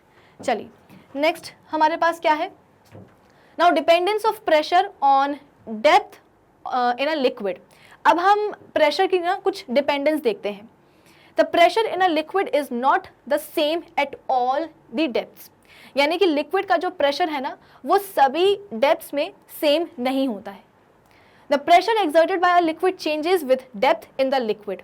लिक्विड जो प्रेशर लगाता है ना वो प्रेशर डेप्थ के साथ में चेंज होता है। Actually the pressure exerted by a liquid increases with increasing the depth inside the liquid. जैसे जैसे गहराई बढ़ती है, डेप्थ बढ़ती है, वैसे वैसे जो प्रेशर लिक्विड लगाता है वो प्रेशर क्या होता है, बढ़ जाता है। The pressure exerted by a liquid is small just under the surface of the liquid. Liquid के सरफेस के जस्ट नीचे जो लिक्विड का प्रेशर होता है वो कैसा होता है, सबसे छोटा होता है, स्मॉलेस्ट होता है। But as we go deeper in the liquid, जैसे जैसे हम लिक्विड के गहराई में जाएंगे, डेप्थ में जाएंगे, the pressure of liquid increases, और जो लिक्विड का प्रेशर है वो क्या हो जाता है, इंक्रीज हो जाता है। Actually, as the depth of liquid increases, the weight of liquid column pushing down from above increases and hence the pressure also increases. ये बात इतनी आसान सी है कि आप इस आसान सी पॉइंट को इस डायग्राम को देख करके भी समझ सकते हो। यहाँ पे बोला जा रहा है कि लिक्विड, आप बोल सकते हो कि जैसे कि ये सेंटेंस बहुत ही काम का है, इसको आप अंडरलाइन कर लीजिएगा। The pressure in a liquid is not same at all the depth, सभी डेप्थ पर, सभी गहराइयों पर लिक्विड का जो प्रेशर है वो एक जैसा नहीं होता है। आप खुद ही देखो ना, अगर मैं बात करूं किसकी, इस पानी की, जो कि कहाँ भरा हुआ है, इस वेसल में भरा हुआ है, तो इस पानी की सरफेस, ये क्या है, पानी का सरफेस है, इस पानी के सरफेस के जस्ट नीचे अगर मैं एक पॉइंट कंसिडर करूं तो इस पॉइंट पे जो पानी है उसका प्रेशर क्या होने वाला है, सबसे कम होने वाला है। और अगर मैं बात करूं किसकी, एक ऐसे पॉइंट की जो कि कहाँ आ रहा है, हमारे इस वेसल के बॉटम में आ रहा है, तो इस वेसल के बॉटम में जो पॉइंट हमने लिया है, इस पॉइंट पे पानी का प्रेशर होगा सबसे ज्यादा। इसका मतलब क्या कि जैसे जैसे हम लिक्विड या पानी की गहराई में जाएंगे, प्रेशर क्या होने वाला है, बढ़ने वाला है। सरफेस के, लिक्विड के सरफेस के जस्ट नीचे जो पॉइंट होगा वहां पे प्रेशर होगा सबसे कम, और जैसे जैसे हम गहराई में जाते जाएंगे, डेप्थ में जाते जाएंगे, वैसे वैसे प्रेशर इंक्रीज होगा। तो आप रिलेशन क्या निकाल सकते हो कि जैसे कि हम पढ़ कर रहे थे, हम ये तो पढ़ रहे थे ना कि जो प्रेशर हमारे लिक्विड्स एक्सर्ट करते हैं उनकी डिपेंडेंस क्या होती है, किस पे होती है, तो डेप्थ पे होती है। कि जैसे जैसे डेप्थ इंक्रीज होगी लिक्विड्स की, वैसे वैसे लिक्विड्स जो प्रेशर एक्सर्ट कर रहे हैं वो प्रेशर भी क्या होगा, इंक्रीज होगा। ऐसा क्यों होता है, तो यहाँ पे लिखा गया है, actually as the depth of liquid increases, जैसे जैसे लिक्विड की डेप्थ इंक्रीज होती है, the weight of liquid column pushing down from above increases. जैसे जैसे हम बोलते हैं कि डेप्थ इंक्रीज होती है ना लिक्विड की, तो ऊपर जो लिक्विड प्रेजेंट होता है उसका वेट क्या होता जाता है, बढ़ता जाता है। जैसे कि आप खुद ही सोचो ना, मैंने आपको समझाया था कि बॉटम लेयर में जो प्रेशर है वो ज्यादा क्यों है, वो इसलिए ज्यादा है क्योंकि ऊपर जो दो लेयर्स हैं, ऊपर जो दो लेयर्स हैं उसका क्या है, पानी है, और उस पानी का वजन है। तो जैसे जैसे आप लिक्विड या पानी की गहराई में जाते जाओगे, ऊपर का जो पानी है ना उसका वजन बढ़ता जाएगा। या आप ये बोल सकते हो कि जैसे जैसे हम डेप्थ में जाते हैं, लिक्विड की या पानी की डेप्थ में जाते हैं, तो ऊपर की तरफ जो पानी है ना वो ज्यादा होता जाता है, और जितना ज्यादा पानी होगा उसका उतना ज्यादा वजन होगा, और अगर वजन ज्यादा है तो प्रेशर तो ज्यादा लगेगा ही ना। आई होप इतनी चीज सबको समझ में आई होगी कि वेसल के सबसे जो बॉटम में जो पॉइंट होगा उस पे प्रेशर लिक्विड का बहुत ज्यादा होगा, क्योंकि उस पॉइंट के ऊपर बहुत सारा पानी है। तो जितना ज्यादा पानी उतना ज्यादा उसका वजन, वजन ज्यादा इसका मतलब क्या, फोर्स ज्यादा इसका मतलब क्या, प्रेशर ज्यादा पड़ने वाला है। तो यही चीज यहाँ पे आपको बोली गई है। Actually, the pressure exerted by a liquid increases with increasing depth inside the liquid. The pressure exerted by a liquid is just small under the surface of the liquid. I guess ये repeat हो गया है, तो इस slide को हम skip कर देते हैं। Thus, the pressure of water will be less at a depth of 10 meters below the surface of sea, but it will be much greater at a depth of 20 meters below the surface of। अब इसका मतलब क्या हुआ, इसका बहुत ही सीधा सा मतलब है कि सपोज यहाँ पे सबसे पहले मैं क्या करती हूँ, सी बना देती हूँ, और सी के साथ उसका पानी यानी कि सी वाटर भी मैंने यहाँ पे बना दिया है। अब यहाँ पे बोला जा रहा है कि जब आप सी सरफेस से 10 मीटर की गहराई या डेप्थ में जाओगे, सपोज ये क्या है, सी सरफेस है, और इस सी सरफेस से हम कहाँ जा रहे हैं, 10 मीटर की गहराई में जा रहे हैं। तो 10 मीटर गहराई में जाने के बाद आप कहाँ पहुँचे हो, आप पहुँचे हो पॉइंट ए पे। तो यहाँ पे बोला जा रहा है कि इस पॉइंट ए पे पहुंचने पर आपको जो प्रेशर मिलेगा वो कैसा होगा, कम होगा। तो सवाल मेरा ये है कि आखिर किसके कंपैरिजन में यहाँ पे प्रेशर कम मिलने वाला है पॉइंट ए पे। तो देखो, जब भी हम बोलते हैं ना कि ये चीज़ छोटी है या लंबी है या कम है या ज़्यादा है, तो हम किसी ना किसी उसको दूसरे ऑब्जेक्ट से कंपेयर करके ही जो है ना ये बता पाते हैं कि ये छोटा है या बड़ा है। फॉर एग्जाम्पल, अगर मेरे पास सपोज ये पेन है, अब इस पेन के बारे में मैंने आपको बोला कि देखो ये पेन बहुत छोटा है, तो आप बोलोगे कि मैम चलो ये तो हमें समझ में आ गया कि ये जो पेन है ये छोटा है, लेकिन इसकी अप्रॉक्स जो हाइट है, जो लेंथ है, वो हम कैसे जो है ना पता करें, क्योंकि आपके बस इतना बोल देने से कि ये पेन छोटा है हमें नहीं समझ में आ रहा कि ये पेन कितना छोटा है, इसकी लेंथ कितनी हो सकती है या कितनी नहीं हो सकती है। अब मैं आपसे बोल रही हूँ कि ये जो पेन है ना, आपने फुल साइज पेंसिल देखी होगी, मतलब वो वाली पेंसिल जिसको कि आपने शार्प नहीं किया है, बिल्कुल बस उसके डब्बे से निकाली है। तो उस फुल साइज पेंसिल से ये जो मेरी ये जो पेन है उससे छोटा है। आई बात समझ में कि पहले मैंने ये बोला कि ये पेन बहुत छोटा है, तो आपको समझ में नहीं आया कि कितना छोटा है। फिर मैंने आपसे बोला कि जो फुल साइज पेंसिल होती है ना, उस फुल साइज पेंसिल से ये पेन छोटा है। तो अभी के लिए हम मान लेते हैं कि सपोज जो फुल साइज पेंसिल है उसकी लेंथ कितनी होती है, 35 सेंटीमीटर होती है। अब आपको ये चीज़ समझ में आएगी कि हाँ, फुल साइज पेंसिल की लेंथ कितनी होती है, 35 सेंटीमीटर होती है। मैम ने बोला कि उनका जो पेन है वो फुल साइज पेंसिल से छोटा है। इसका मतलब क्या कि मैम का ये जो पेन है ना, उसकी लेंथ 35 सेंटीमीटर से ज़्यादा हो ही नहीं सकती है, ना इससे ज़्यादा हो सकती है ना इसके बराबर हो सकती है। क्यों? क्योंकि मैंने अभी अभी बोला कि ये पेन क्या है, फुल साइज पेंसिल से छोटा है। छोटा है मतलब क्या, ना उसके बराबर होगा ना उससे ज़्यादा होगा। तो आपको एक अप्रॉक्स लेंथ का जो है ना अंदाज़ा लग जाएगा। अभी आपने ये पेन देखा नहीं अपनी आंखों के सामने, मतलब टच करके नहीं देखा है, बस ऐसे देख रहे हो। तो देख करके आपको कैसे समझ में आ पाएगा कि पेन की लेंथ कितनी हो सकती है, कितना छोटा या कितना बड़ा हो सकता है।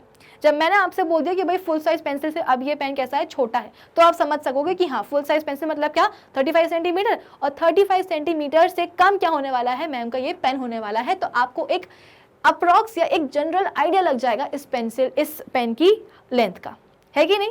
तो यहाँ पे जैसा कि बोला गया कि सी सरफेस से जब आप 10 मीटर की गहराई में जाओगे, पॉइंट ए पे पहुंचोगे, तो वहां पर आपको जो प्रेशर है वो कम मिलेगा। तो किसके कंपैरिजन में कम मिलेगा, तो दूसरा पॉइंट जहाँ पे प्रेशर मतलब एक दूसरे पॉइंट पे जो भी प्रेशर रहा होगा, उस प्रेशर के कंपैरिजन में पॉइंट ए पे आपको प्रेशर कैसा मिलेगा, कम मिलेगा।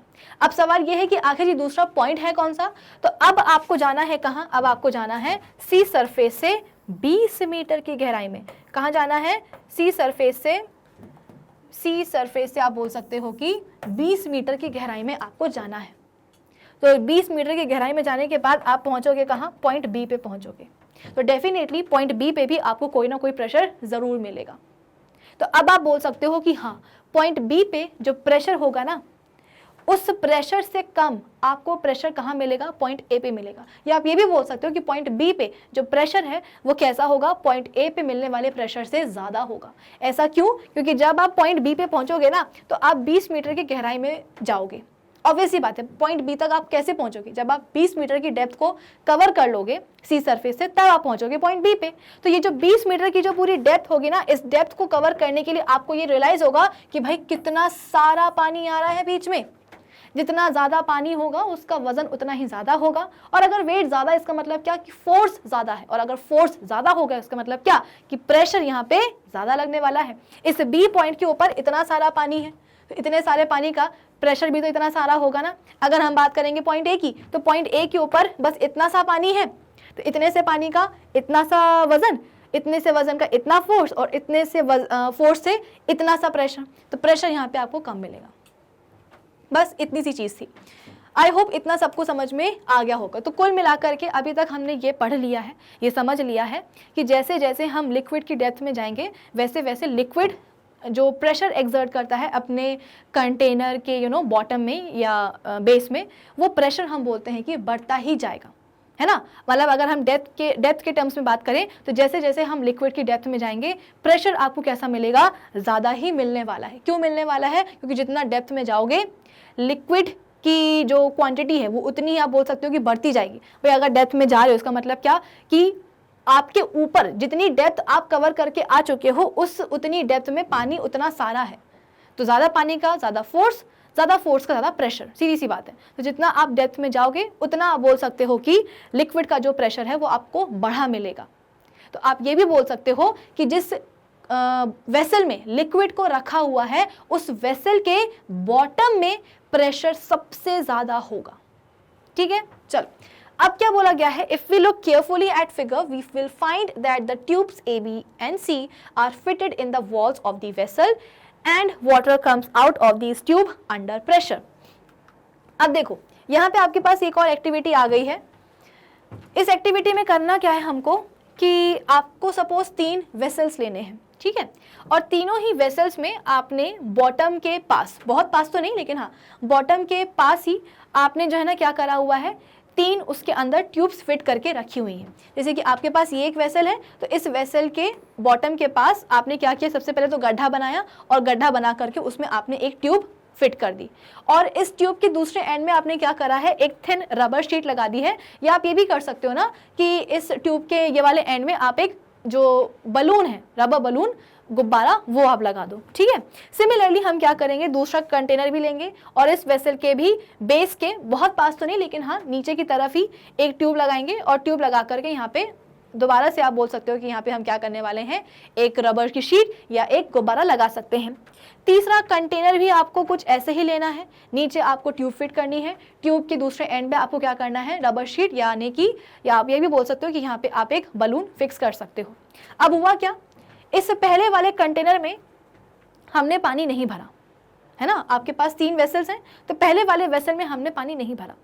पानी ना भरने के कारण हुआ क्या, इसके ट्यूब के दूसरे एंड पे जो हमने रबर शीट यानी कि जो बलून लगाया था, वो बलून ज़रा भी जो है ना फूला नहीं, जो रबर शीट है वो बिल्कुल भी फूली नहीं है। लेकिन अब क्या हुआ, जो हमारे पास दूसरा वेसल था उसको हमने फिल किया है। कितना फिल किया है, तो आप बोल सकते हो कि आधे से थोड़ा सा ज़्यादा ही हमने इस वेसल को फिल कर दिया है। तो अब होगा क्या, जैसे ही इसमें हम पानी डालेंगे, ये पानी जाएगा कहाँ, इस पतली वाली ट्यूब में, और पतली वाली ट्यूब से जाने के बाद क्या होगा, वो जाएगा आप बोल सकते हो कि बलून में, और इस बलून या रबर शीट में जाने के कारण जो बलून है, जो रबर शीट है, वो क्या हो जाएगी, फूल जाएगी। तो सवाल ये है कि आखिर ये फूली क्यों, इसलिए फूली क्योंकि उसके अंदर प्रेशर गया। प्रेशर क्यों गया, क्योंकि भाई ऑब्वियस सी बात है ना, आपने बॉटम में छेद करके उसमें एक ट्यूब फिक्स करी थी और उस ट्यूब के एंड में आपने बलून लगाया था। तो जब आप इसमें पानी डालोगे तो वो जो पानी है ना, वो कहाँ जाएगा, ट्यूब के अंदर जाएगा, और ट्यूब के अंदर अगर गया इसका मतलब क्या कि बलून में चला जाएगा, और बलून क्या हो जाएगा, फूल जाएगा, ठीक है। अब इसके बाद में तीसरे वेसल में हमने क्या करा, सेटअप अपना वही था, लेकिन अब इसमें हमने पानी की जो क्वांटिटी है वो और डाल दी। देखो यहाँ पे लिखा गया है मोर वाटर। अब क्या होगा, पानी डेफिनेटली हम बोलते हैं कि इस वेसल से इस पतली ट्यूब में जाएगा, और इस पतली ट्यूब से इसमें जो फिक्स्ड गुब्बारा है उसमें जाएगा, और इस बार गुब्बारा आपको ज्यादा फूला हुआ दिखाई देगा। गुब्बारा फूल क्यों रहा है, क्योंकि उसके अंदर पानी भर रहा है।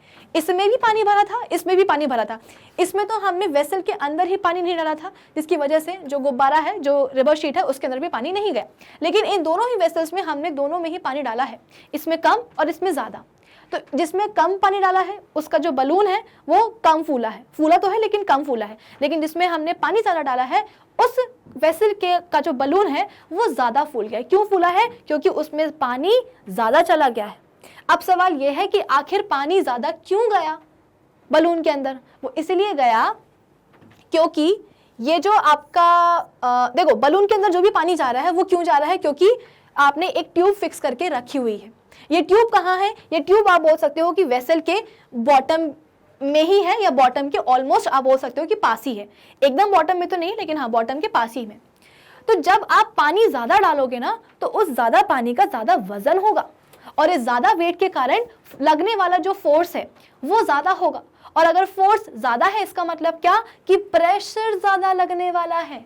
ये जो प्रेशर है ना, अभी तक हम यही पढ़ते आ रहे हैं कि जो लिक्विड है ना वो क्या करता है, अपने कंटेनर का जो वेसल है, सॉरी जो अपने वेसल का जो बॉटम है, जो बेस है, उसके ऊपर ही जो है ना फोर्स एक्सर्ट करता है, और जिसके कारण कंटेनर का जो बेस है उसके ऊपर एक प्रेशर जो है ना लग जाता है।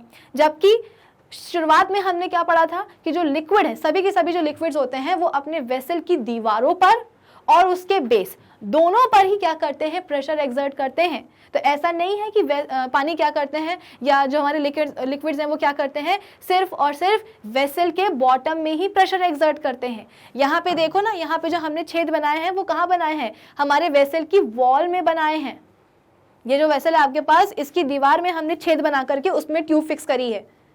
तो प्रेशर कहाँ पड़ा है, पानी ने प्रेशर कहाँ लगाया है, वॉल्स पे लगाया है, जिसके कारण ये पानी कहाँ चला गया, वेसल से हट करके ट्यूब में चला गया, और ट्यूब से कहाँ चला गया, बलून में चला गया। तो क्योंकि यहाँ पे पानी की क्वांटिटी ज्यादा थी तो उसका वजन ज्यादा हो गया, वेट ज्यादा हुआ, इसका मतलब क्या कि फोर्स ज्यादा हो गया, और अगर फोर्स ज्यादा हो गया इसका मतलब क्या कि प्रेशर ज्यादा लग गया।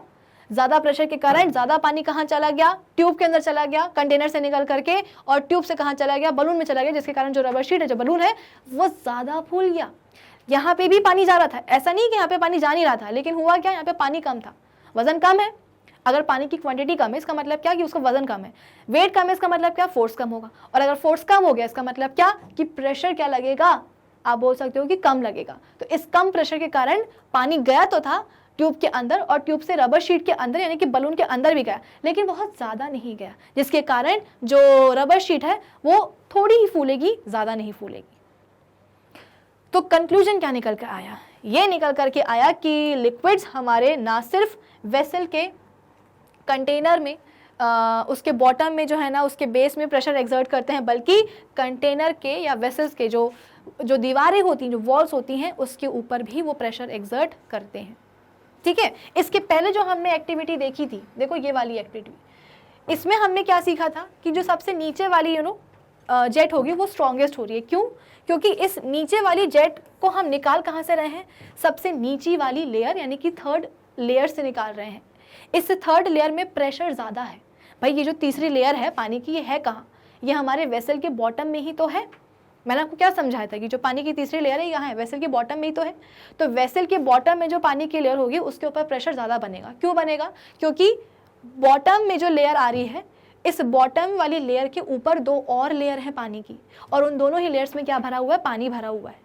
तो दोनों ही लेयर्स में जो पानी है, उस पानी का जो क्वांटिटी है वो ज़्यादा है, जिसके कारण उनका वजन ज़्यादा है, वेट ज़्यादा है। इसका मतलब क्या, फोर्स ज़्यादा, प्रेशर ज़्यादा। तो आप बोल सकते हो कि जो तीसरी वाली लेयर है वो कहाँ है, वेसल के बॉटम में ही है। इस तीसरी वाली लेयर से जो जेट निकल के आ रही है वो स्ट्रॉन्ग है। तो वो स्ट्रॉन्गेस्ट क्यों है जेट, वो इसलिए स्ट्रॉन्गेस्ट है क्योंकि तीसरी वाली पानी की लेयर पे प्रेशर ज़्यादा पड़ रहा है। ये तीसरी वाली लेयर है कहाँ, वेसल के बॉटम में ही तो है। तो पहली वाली एक्टिविटी से हमें यही समझ में आया था कि लिक्विड्स क्या करते हैं, अपने जिस भी वेसल में आप उन्हें रखोगे उस वेसल के बॉटम में या बेस के ऊपर एक प्रेशर अप्लाई करते हैं। ये प्रेशर क्यों आता है, ये प्रेशर इसलिए आता है क्योंकि लिक्विड्स का वजन होता है, और उनका वजन ही क्या कर रहा है, एक फोर्स लगा रहा है। ये फोर्स भी कहाँ लग रहा है, डाउनवर्ड्स डायरेक्शन में ही लग रहा है। क्यों? क्योंकि लिक्विड को हमारी जो अर्थ है वो क्या कर रही है, अपनी तरफ खींच रही है। तो फोर्स का जो डायरेक्शन होगा वो भी कहाँ होगा, डाउनवर्ड्स ही होगा, और इस डाउनवर्ड फोर्स के कारण क्या लगेगा, प्रेशर लगेगा। तो अभी तक क्या समझ में आया कि लिक्विड्स अपने वेसल के बॉटम में या बेस में प्रेशर एक्सर्ट करते हैं। ये जो एक्टिविटी हमने परफॉर्म करी है, इससे हमें ये समझ में आ गया कि भाई लिक्विड्स जो है ना वो अपने वेसल के वॉल्स में भी प्रेशर एक्सर्ट करते हैं। चलिए नेक्स्ट क्या है, so another conclusion which can be drawn from the above activity is that liquids also exert pressure on the walls of the vessel in which they are stored.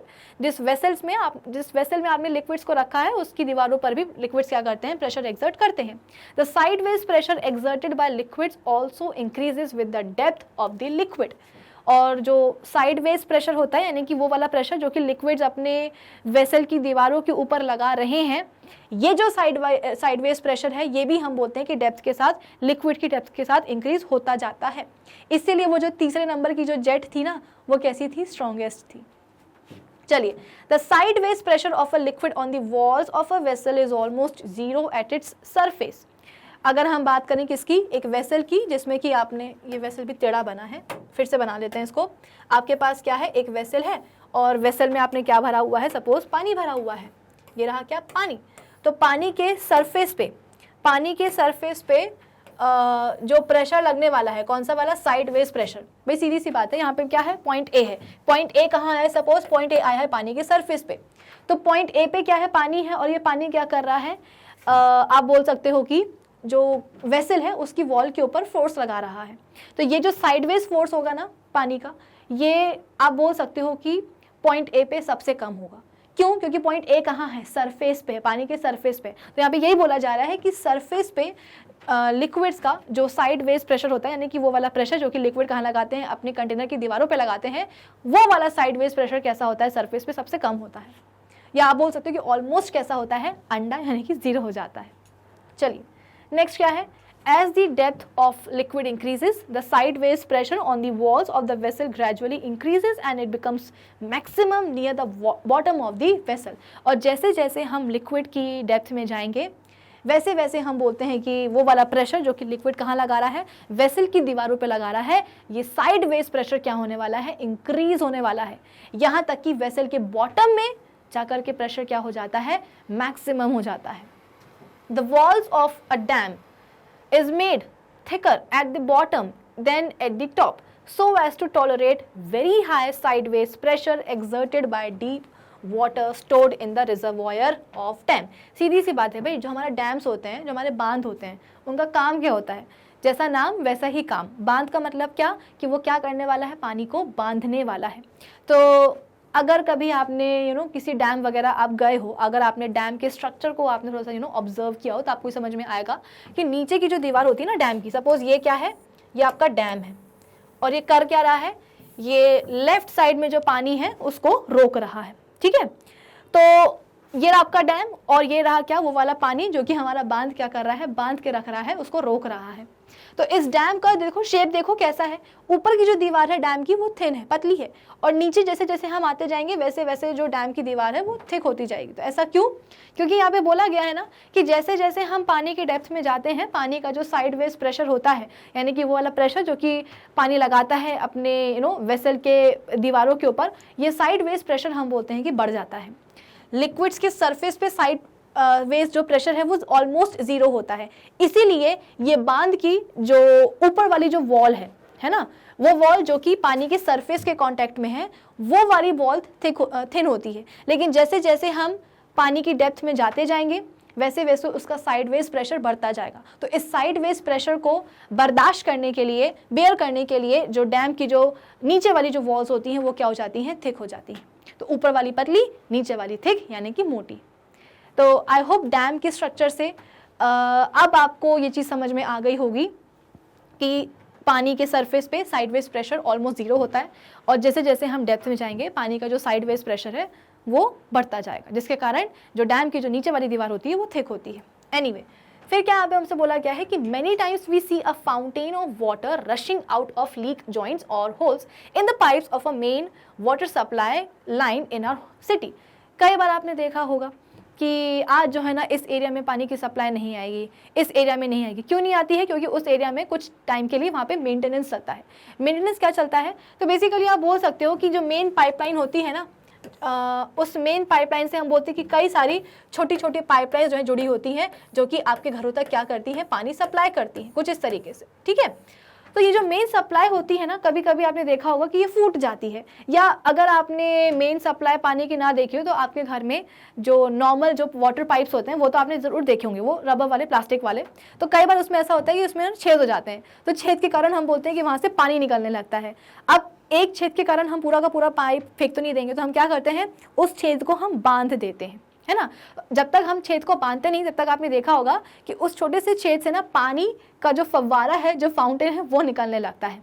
तो ये जो पानी का फव्वारा कुछ इस तरीके से जो निकलता है पाइप से, वो क्यों निकल रहा है, क्योंकि इस पाइप में पानी फ्लो हो रहा है, और वो पानी कैसे हो रहा है, प्रेशर के साथ फ्लो हो रहा है।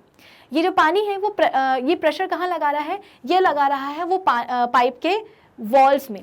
क्या कुछ ही समझ में आई कि हमारे पास जो पाइप है उसमें पानी बह रहा है, ये पानी क्या कर रहा है, पाइप की वॉल्स के ऊपर एक प्रेशर लगा रहा है, और इसी प्रेशर के कारण अगर यहाँ पे गलती से एक छेद हो गया ना, तो इसी प्रेशर के कारण जो पानी है वो छेद से बाहर निकल करके आ जाएगा। मतलब आप खुद सोचो ना कि आप कहाँ हो, एक बॉक्स के अंदर हो, ठीक है, और ये जो बॉक्स है ना वो चारों तरफ से कैसा है, पैक्ड है, ऊपर से, नीचे से, आगे पीछे, सब जगह से।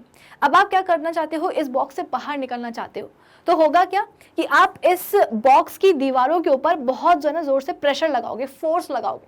फोर्स मतलब क्या, प्रेशर लगेगा। और अगर गलती से बॉक्स में गलती से एक छेद हो गया तो क्या होगा, हमारा हाथ सीधे से उसमें जाके घुस जाएगा और बहुत ही तेजी से बाहर निकलेगा। ऐसा हो सकता है, यहाँ पे भी वही हो रहा है कि प्रेशर लग रहा था पानी का, कहाँ, पाइप की दीवारों के ऊपर, और दीवार में जहाँ से भी आप बोल सकते हो कि एक छेद हुआ, उस छेद से पानी जो है बाहर निकल आएगा प्रेशर के साथ। ये जो आपको प्रेशर से पानी बाहर आता है वो नज़र आ रहा है ना, ये वही चीज़ यहाँ पे समझाई जा रही है कि एग्जैक्ट यही प्रेशर क्या हो रहा है, इस पाइप की दीवारों के ऊपर लग रहा है, और पाइप की दीवारें क्या कर रही हैं, इस प्रेशर को झेल रही हैं, और जहाँ नहीं झेल पाई, छेद हुआ, वहाँ से पानी बाहर। So it is due to the very high pressure exerted by water on the side or walls, ये valves नहीं होगा, ये walls होगा, of the pipes, that such a fountain of water is formed. So the formation of fountains of water from the leaking pipes of water supply pipeline tells us that water exerts pressure on the wall of its container. Here the walls of water carrying pipes. So सीधी सी बात है, जिस भी container में आप पानी को रखोगे उसकी वॉल में वो क्या करती है, लिक्विड प्रेशर एक्सर्ट करती है, ठीक है ना, सभी दीवारों के ऊपर. So far we have studied that a liquid exerts downward pressure on the base or bottom of its container and sideways pressure on the walls of the container. अभी तक हमने इस पूरे सेशन में क्या क्या चीज़ें पढ़ ली हैं. हमने पढ़ा कि हमारे पास क्या है, सपोज ये एक कंटेनर है और कंटेनर में हमने क्या करा है, पानी भर के रखा है. तो होगा क्या कि इस कंटेनर में या वेसल में जो भी पानी भरा होगा, ये पानी कहाँ कहाँ प्रेशर लगाने वाला है, ये पानी प्रेशर लगाएगा इस वेसल की वॉल्स के तरफ, जिसको कि हम साइडवेज प्रेशर बोलते हैं. साथ ही जो पानी है ये प्रेशर लगाने वाला है हमारे इस वेसल के बॉटम में, यानी कि बेस में. आई बात समझ में. अब इसके बाद में यहाँ पे हम बोल रहे हैं एक और चीज है कि though it may be seem awkward but a liquid exerts pressure in the upward direction also. अभी तक हम शुरुआत से ये पढ़ते आ रहे हैं कि भाई जो लिक्विड है वो कहाँ कहाँ प्रेशर लगाएगा, वेसल की वॉल्स में और वेसल्स के बॉटम में या बेस में. लेकिन अब आपसे यहाँ पे बोला जा रहा है कि जो लिक्विड है ना, वो आप बोल सकते हो कि अपवर्ड डायरेक्शन में भी एक फोर्स या एक प्रेशर लगाता है. और इसका बेस्ट एग्जांपल क्या है कि आप एक कंटेनर लो, उसमें जो है ना क्या भरो, पानी भरो, और उस वेसल में, पानी भरे वेसल में आप एक प्लास्टिक की जो छोटी सी बॉल होती है वो डाल दो. जैसे ही आप बॉल डालोगे आपको रियलाइज होगा कि जो बॉल है ना वो तो सरफेस पे तैर रही है. भाई बॉल का काम क्या है, उसको तो नीचे जाकर के सिंक हो जाना चाहिए ना, डूब जाना चाहिए पानी में, लेकिन वो डूब नहीं रही है, वो तो ऊपर तैर रही है. सवाल ये है कि आखिर ये बॉल तैर क्यों रही है. क्या इसके पास कोई चप्पू आ गए जैसे कि नाव के पास होते हैं, तो वो चलाती जा रही है जिसके कारण वो पानी में डूब नहीं रही है. क्या बॉल यहाँ पे स्विम कर रही है अपने आप. एक्चुअली ये जो पानी भरा हुआ है ना वेसल के अंदर, ये पानी पता है क्या कर रहा है, बॉल के ऊपर एक ऊपर की तरफ फोर्स लगा रहा है. और इस ऊपर की तरफ जो फोर्स लग रहा है, इसी फोर्स के कारण जो बॉल है वो क्या कर रही है, सरफेस पे तैर रही है. आई बात समझ में. तो ये छोटा सा एग्जाम्पल है ये समझाने के लिए कि जो लिक्विड्स हैं वो वेसल के अंदर रह करके सभी डायरेक्शंस में फोर्स लगाते हैं. वेसल की जो दीवार है उनके ऊपर भी, वेसल का जो बॉटम है वहां भी, और अपवर्ड डायरेक्शन में भी पानी क्या करता है, या लिक्विड्स क्या करते हैं, फोर्स या प्रेशर लगाते ही लगाते हैं. इसका जो डिटेल है ना आप क्लास 9th में पढ़ोगे जा करके, जब आप आर्किमिडीज प्रिंसिपल, बायोन्सी वगैरह पढ़ोगे ना वहाँ पढ़ लेना. लेकिन अभी के लिए एक बेसिक सी चीज़ समझाने के लिए मैंने यहाँ पे आपको छोटा सा एग्जाम्पल दे दिया है, ताकि आपके दिमाग में ये चीज़ बैठी रहे कि हाँ जो हमारे लिक्विड्स है ना वो अपवर्ड फोर्स भी लगाते हैं. वरना क्या होगा, क्लास 9th में जाओगे फिर आपको लगेगा कि यार ये तो गलत पढ़ा रहे हैं. क्यों? क्योंकि मैम ने तो हमको ये पढ़ाया था कि जो लिक्विड है ना वो तो अपने वेसल की दीवारों में और बॉटम में जो है ना, मतलब नीचे की तरफ जो है ना प्रेशर अप्लाई करता है. लेकिन क्लास 9th में जाकर के हमें पता चल रहा है कि भाई जो लिक्विड है वो तो ऊपर की तरफ भी प्रेशर एक्सर्ट करेगा. हाँ तो करेगा, क्या दिक्कत की बात है उसमें. चलिए, so in general we can say that a liquid exerts pressure in all even direction, अच्छा in all directions even upwards. यानी कि हम कंक्लूजन क्या निकाल सकते हैं कि जो लिक्विड है ना वो प्रेशर एक्सर्ट करता है सभी डायरेक्शंस में, इवन अपवर्ड डायरेक्शन में भी. साइड में लेफ्ट राइट आगे पीछे तो कर ही रहा था, यानी कि जो वेसल है उसकी वॉल्स में तो लिक्विड प्रेशर लगा ही रहा था. साथ ही साथ जो लिक्विड है वो अपने वेसल के बॉटम या बेस में भी प्रेशर लगा रहा था. लेकिन अब हमें समझ में आया है इससे कि वो ऊपर की तरफ भी फोर्स लगा रहा है, प्रेशर लगा रहा है. Actually, the pressure at any point in a liquid act equally in all the directions, even upward. इस बात को बहुत ध्यान से समझने की कोशिश करो. Actually, the pressure at any point in a liquid act equally in all the directions, even upwards. इसका मतलब क्या, अगर आप लिक्विड में किसी भी पॉइंट को कंसिडर करोगे तो इस पॉइंट में आप बोल सकते हो कि जो भी प्रेशर लगने वाला है ना, ऊपर नीचे दाएं बाएं, वो सब कैसा होगा, बराबर ही होगा. कि actually the pressure at any point in a liquid act equally in all the directions. यानी कि इस पॉइंट पे जो भी पानी होगा वो पानी क्या करेगा, भाई पानी का काम क्या है, साइड में प्रेशर लगाना, नीचे प्रेशर लगाना और ऊपर प्रेशर लगाना. तो यहाँ पे बोला जा रहा है कि पूरे लिक्विड में आप किसी भी पॉइंट को आप कंसिडर कर लो, उस पॉइंट पे जो पानी प्रेशर लगा रहा है ऊपर नीचे और दाएं बाएं, वो क्या होने वाला है, सभी प्रेशर एक बराबर होने वाले हैं, इक्वल होने वाले हैं इन ऑल दी डायरेक्शंस। आई बात समझ में? तो भाई आज के सेशन के लिए ना इतना ही। अब हम मिलेंगे अपने नेक्स्ट सेशन में, और नेक्स्ट सेशन में हम pressure exerted by gases topic को कवर करेंगे। वहाँ पे हम एटमॉस्फेरिक प्रेशर की भी जो है ना बात करेंगे, और वहाँ पे मैं आपको एक बहुत ही प्यारा सा सिमुलेशन भी दिखाऊंगी। तो आज की सेशन के लिए बस इतना ही।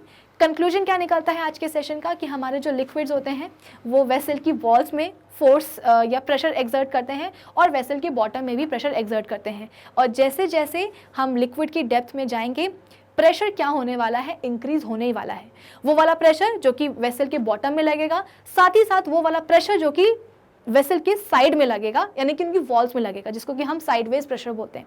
तो जैसे जैसे हम लिक्विड की डेप्थ में जाएंगे प्रेशर इंक्रीज होने ही वाला है। साथ ही साथ जो लिक्विड है वो अपवर्ड डायरेक्शन में भी प्रेशर लगाता ही है। तो इस सेशन के लिए बस इतना ही। अब हम मिलेंगे अपने नेक्स्ट सेशन में। तब तक आप क्या करेंगे, गूगल पे जाएंगे और वहाँ पे टाइप करेंगे magnetbrains.com। जैसे आप उसको सर्च करोगे हमारी ऑफिशियल वेबसाइट आपके सामने आ जाएगी। जैसे ही आप हमारी ऑफिशियल वेबसाइट विजिट करोगे आपके सामने आएगा ये वाला पेज, जहाँ पे लिखा रहेगा India number 100% free education online education platform. इस पेज को जब आप और स्क्रॉल करोगे आपके सामने ऑप्शन आएगा एक्सप्लोर टॉप कोर्सेज का, जहाँ पे आपके पास क्लास 12 से लेकर के किंडरगार्टन तक के सभी कोर्सेज होंगे अवेलेबल। अब सपोज आपको क्या करना है, क्लास 8 की साइंस देखनी, तो आप क्या करोगे, क्लास 8 पे जाकर के क्लिक करोगे। जैसे क्लिक करोगे आपके सामने खुल जाएगा क्या, क्लास 8 साइंस बाय विभूति खरे। अब अभी तक हमने क्लास 8 साइंस के जितने भी चैप्टर्स कवर कर लिए हैं, जो भी हम कर रहे हैं, उन सभी चैप्टर्स के सभी लेक्चर्स आपको यहाँ पे प्रॉपर्ली सीक्वेंस पे अरेंज्ड मिल जाएंगे। फॉर एग्जांपल आपको क्लास 8 साइंस का जो फर्स्ट चैप्टर है क्रॉप प्रोडक्शन एंड मैनेजमेंट वो देखना है, तो आप क्या करोगे, इस पे जाके क्लिक करोगे। जैसे क्लिक करोगे आपके सामने इस चैप्टर का जो फर्स्ट लेक्चर है इंट्रोडक्शन वाला वो खुल जाएगा। तो कुछ इस तरीके से आप इस चैप्टर के सभी लेक्चर्स देख सकते हो, ना सिर्फ इस चैप्टर के बल्कि सभी चैप्टर्स के। तो यूट्यूब पे आपकी जो अक्सर कंप्लेंट होती है कि मैम आपके सब्जेक्ट की प्लेलिस्ट नहीं मिलती है, मिलती भी है तो उसमें वीडियोस का जो सीक्वेंस है वो ऊपर नीचे होता है। तो जब आप हमारी ऑफिशियल वेबसाइट विजिट करते हो तो ऐसे यहाँ पे आपको कोई भी दिक्कत नहीं होती है। क्यों? क्योंकि यहाँ पे आपको सभी चैप्टर्स के सभी लेक्चर्स एकदम प्रॉपर्ली सीक्वेंस में अरेंज मिलते हैं, प्लस यहाँ पे होते हैं सभी टॉपिक्स के नोट्स भी available. So do visit our official website magnetbrains.com. Till then, keep learning with Magnet Brains. Thank you for watching.